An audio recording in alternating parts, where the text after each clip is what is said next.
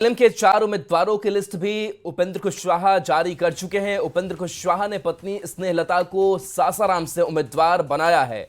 मधुबनी से माधव आनंद होंगे। उजियारपुर से प्रशांत कुमार पंकज को टिकट दिया गया है। इसके साथ साथ दिनारा से आलोक सिंह चुनावी मैदान में है। महुआ के बदले आरएलएम को पारू सीट मिला है। तो देखिए, अपनी सीटों को लेकर के कुछ एक्सचेंज की जो स्थिति है वो भी कुशवाहा की पार्टी को लेकर के बनी। हालांकि उसको स्वीकारा भी कुशवाहा ने, और ये वो नाम है। सबसे खास कि उपेंद्र कुशवाहा की पत्नी जो है वो भी चुनावी मैदान में है। मधुबनी से माधव आनंद जो काफी खास माने जाते हैं कुशवाहा के। उजियारपुर से प्रशांत कुमार पंकज चुनावी मैदान में होंगे। महुआ के बदले आरएलएम को पारू सीट मिला है और पारू सीट से भी उम्मीदवार की घोषणा की गई है।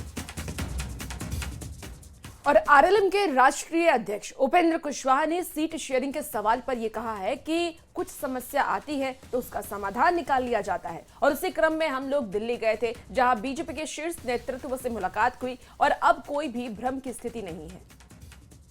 नहीं, नाराजगी जैसी कोई बात नहीं होती है। विमर्श का दौर होता है और उसमें जो कुछ भी इशू आता है उसको समय से आदमी सोल्व करता है। और उसी क्रम में एक इशू आया तो फिर हम लोग दिल्ली गए और भारतीय जनता पार्टी के शीर्ष नेतृत्व से मुलाकात हुई।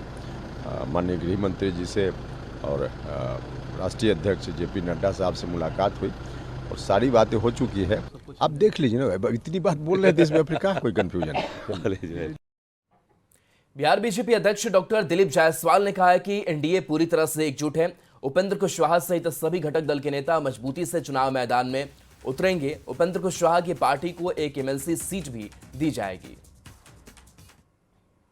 एनडीए चट्टानी एकता के साथ चुनाव में जा रही है, तो उपेंद्र भाई भी और सभी लोग मिल करके कल से नॉमिनेशन में सब लोग लगेंगे। इनके साथ साथ जो इनको 6 सीट का विधानसभा का उम्मीदवारी मिला है, उसके साथ साथ भारतीय जनता पार्टी जो भी पहला अवसर मिलेगा गठबंधन धर्म का पालन करते हुए इनको एक एमएलसी का भी, सदस्य बिहार विधान परिषद का भी सीट देने का काम करेगी।